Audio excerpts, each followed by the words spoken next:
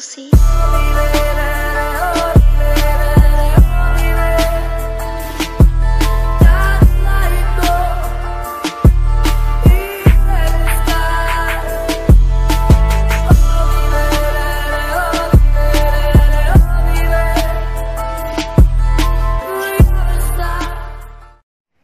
السلام عليكم ورحمة الله وبركاته. عاملين ايه؟ يا رب تكونوا بخير. النهاردة شارك معاكم يوم بسيط جدا جدا في الدايت، سهل جدا جدا. هيعجبكم بإذن الله. اول حاجة الفطار، انا هفطر النهاردة قطعتين من كيك الموز. انا عملته صحي جدا. المكونات بتاعته كوباية دقيق شوفان او حوالي كوباية ونص، ممكن تستخدمي دقيق اسمر. وهرست موزتين. اول حاجة بعد ما هرست الموزتين نزلت عليهم ببيضة وشوية فانيليا. بعد كده ضفت حوالي ربع كوباية حليب. بعد كده ضفت معلقتين زيت. وبعد كده ضفت عسل ابيض، حطيت معلقتين برضو. وبعد كده بقى الحاجات الجافه اللي هو كوبايه، ويعني على ما اخد معايا والقوام وصل القوام مظبوط حوالي كوبايه ونص من الدقيق، وبيكنج باودر عليه. تمام. دي المكونات. انا ما حطيتش سكر، والزيت اللي انا استخدمته كميه بسيطه جدا، يعني ممكن تستغني عنه خالص. بس الموز كان معايا صغير، فعشان كده حطيت شويه زيت. النسكافيه بتاعي النهارده هو نسكافيه بلاك، وعشان ما عنديش حليب فما عملتوش بحليب يعني. حطيت لبن بودره. حطيت معلقه منه اللي هو خالي الدسم، فعمل اللون ده. هو بيبقى لونه كده لما بتحط على النسكافيه. انا عن نفسي ما بحبش طعمه قوي. كان هو ميرو ده عندي بقاله فتره يعني، ما بجيبش بصراحه منه تاني، يعني مش حباه قوي. تمام. مع ان في ناس كتير بتحبه، انا ما بحبش طعمه، بحس ان هو ملوش طعم. فاحسن حاجه بحب اللبن الحليب. حتى لو الحليب اللي عندي كامل الدسم بحطه في التلاجة، وتاني يوم بشيل القشطه من عليه وبخففه بشويه ميه مغليين وخلاص. بيطلع لي النسكافيه حلو جدا. دول شريحتين من الكيك، وانا طبعا عملته في قالب التوست ومع النسكافيه. فطار حلو جدا جدا، وبيحسسك ان انت مفيش حرمان، ومشبع كمان. النهارده الغدا هيبقى سهل وسريع جدا. هعمل شوربه عدس، طبعا اسهل حاجه وكلها قيمه غذائيه، لاننا بنستخدم بروتين نباتي وبنستخدم بصل وبنستخدم توم، وهناخد بطاطس وجزر وطماطم، يعني خضار كتير وحاجات كلها فوايد. عايزه اقول لكم ان ابني مش بياكل اي لحوم خالص لوحده كده. فبحاول ادخله بروتين نباتي وحاجات تبقى فيها غذاء وخضار في الاكل على قد ما بقدر يعني. فالنهارده باذن الله هعمل شوربه العدس. مكوناتها سهله وبسيطه، وهعملها بطريقه سهله جدا. اول حاجه هحتاج كوبايه كبيره او مج يعني عدس اصفر. طبعا ده هنغسله وهننقعه شويه الاول قبل ما نستخدمه. عندي بصله متوسطه مقطعاها، طماطمايه برضو متوسطه، بصله سوري بطاطسايه، بس يعني بطاطسايه يعتبر صغيره مش كبيره.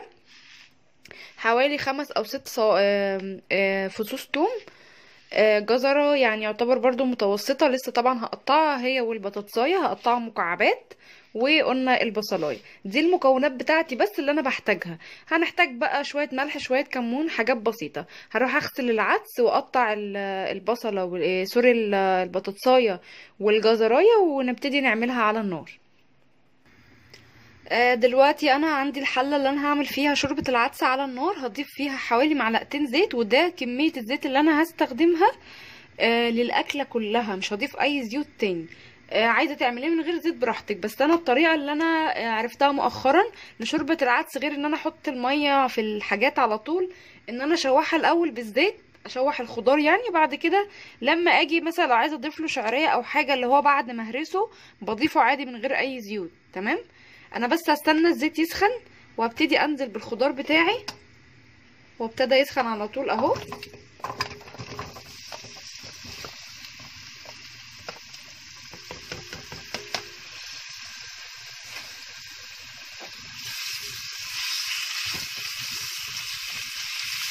هديهم كده تشويحه.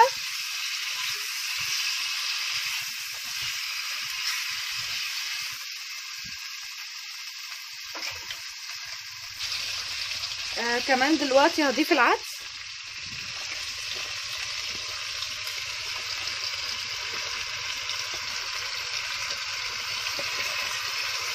عايزه اقول لكم الريحه جميله جدا جدا، ريحه الثوم والبصل.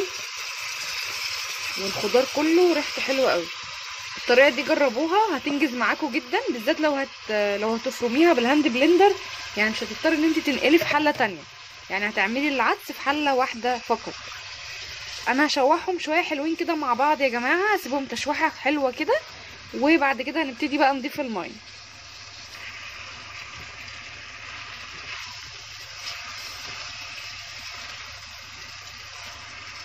دلوقتي بعد ما شوحت الخضار هنزل بالميه. تمام، هحط ميه يعني حوالي لحد ما اغطيهم بالظبط، مش هكتر قوي، يعني يا دوب اغطي الحاجات اللي معايا. طبعا حسب كل واحد متعود يعمل كميه قد ايه. تمام، انا كده تمام قوي.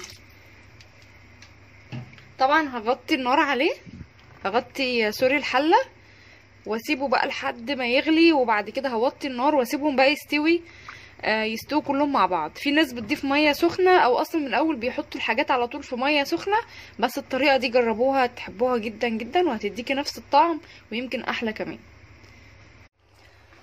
بصوا يا جماعه، دلوقتي العدس بصوا غلي، ووطيت عليه شويه عشان يستوي على مهله. انا عايزه اقول لكم ان ما بياخدش وقت والله العظيم، 10 دقايق بتلاقيه خلاص، او ربع ساعه بالكتير قوي، اقل كمان. يعني حاجه كده اللي هو انت مش هتحسي اصلا وانت بتعمليه. الحاجات بقى اللي هي الجامده زي الجزر زي البطاطس، اول ما تبتدي كده تلاقيها بتتقطع معاكي وتتهري، يبقى كده خلاص استوى. انا هطفي النار عليه، هسيبه بس يهدى، بعد كده هضربه بالهاند بلندر عشان هو استلس. عايزه تضربيه في الخلاط سيبيه يبرد شويه حلوين كده علشان ما يبوظش الخلاط، بعد كده اضربيه وهنرجع نحطه في الحله، ونحط عليه بقى الملح والكمون، وتحطي فيه شويه شعريه لو عايزاه يبقى بالشعريه، حطي فيه شويه شعريه، وشغلي النار عليه تاني عشان بقى يستوي يعني مع التوابل وكده، طبعا بعد ما نكون ضربناه. ماشي، وبعد كده بقى لما تحسي خلاص ان انت وصلتي للطعم المظبوط اطفي عليه. اخيرا خلاص الغدا جاهز. عملت طبعا طبق سلطه ما شاء الله جميل جدا، والوانه حلوه. دايما دخلوا الوان في الاكل بتاعكم، بجد بتبقى مفيده جدا. طماطم ما كترتش، حطيت بس طماطمايه صغيره، وحطيت خيار وفلفل وبشرت جزرايه عليهم، بجد حلوه جدا، وما حطيتش عليها ملح ولا اي حاجه. يعني عايزه تحطي رشه ملح براحتك. دلوقتي انا ده شكل شوربة العدس. انا عملتها من غير شعرية ومن غير حاجة، بجد طعمها يجنن. انا عن نفسي بحب العدس جدا جدا والاكلات الشعبية. فبجد غدا حلو قوي هيشبع. ما تنسوش كمان ان احنا حطينا فيها بطاطسايه، هي صغيرة وعلى الكمية كلها، بس كمان يعني نسبة نشويات. فانا هكتفي بالطبق ده، ومش هاخد معاه رز ولا حاجه. لو انت عاوزه تاخدي رز ممكن تاخدي معلقتين رز بشعريه او حاجه، ممكن تاخدي شريحه توست محمص بتبقى طعمها رهيب برضو، توست يكون بني، او نص رغيف بلدي لو انت تقدري. تمام.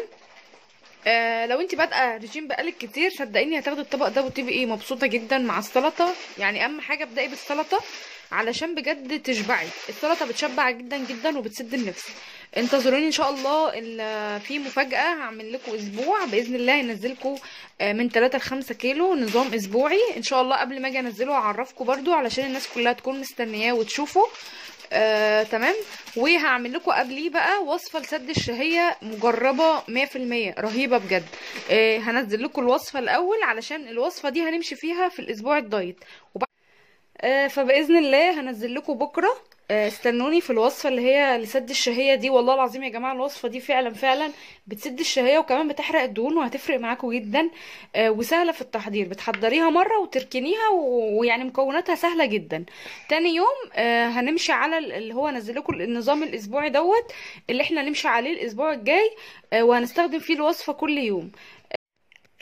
دلوقتي باذن الله اخر حاجه هاخدها العشاء هيكون علبه الزبادي، طبعا زي ما اتعودنا معاها عصره ليمون. ساعات باخد زبادي من غير ليمون، بس المهم اتعشى زبادي. الزبادي حاجه خفيفه جدا بتساعد على الهضم وجميل يعني. هاخد معاه برتقانه، ممكن تاخدي بقى اي فاكهه انتي حباها زي ما اتفقنا تكون سعراتها بسيطه، ممكن شويه فراوله. تمام. بس عشاء حلو جدا جدا، ده بالنسبه لي انا بحب كده. شربوا ميه كتير خلال اليوم. بالنسبه للناس اللي سالوني النظام ده خسسك في قد ايه او بتخسي بمعدل ايه، انا قلت لكم قبل كده ان انا يعني او النظام ده عموما ان هو النظام الصحي من غير حرمان بتخسي ان هو النزول الطبيعي اللي الوزن بينزل نزول طبيعي اللي هو في حدود 4-5 كيلو في الشهر، ممكن احيانا 6. بس طبعا كل واحد حسب مجهوده، بتعملي رياضة ولا لأ، بتشربي مية كتير ولا لأ، بتعملي مشروبات حارقة حاجة تزود حرقك، طبعا بتفرق طبعا. تمام. بس يعني ممكن كمان في ناس اول شهر تخس 10 كيلو. المهم ابدأوا، ما تكسلوش، ابدأوا وتوكلوا على الله، وان شاء الله ربنا يقويكم ويعينكم طول ما انتوا في نيتكم ان انتوا هتقوي ارادتكم ان انتوا تبدأوا دايت وان انتوا تخسوا. طول ما انت حاطه النية في دماغك وناوية وان انت عايزة كده، ان شاء الله ربنا يوصلك للهدف بتاعك. بس اهم حاجة الارادة والاصرار. ده كان يوم النهارده، اتمنى ان هو يعجبكم. يا ريت يا جماعه تدعموا القناه باللايك والشير، وشجعوني طبعا عشان انزل لكم يوميات تانية. لما بلاقي تفاعل بتشجع اكتر للفيديوهات. فيا ريت يا ريت تعملوا لايك للفيديو، ما تستخسروش لايك. وان شاء الله اسيب لكم في اخر الفيديو فيديوهات مهمه ممكن تشوفوها. اشوفكم على خير باذن الله، والسلام عليكم ورحمه الله وبركاته.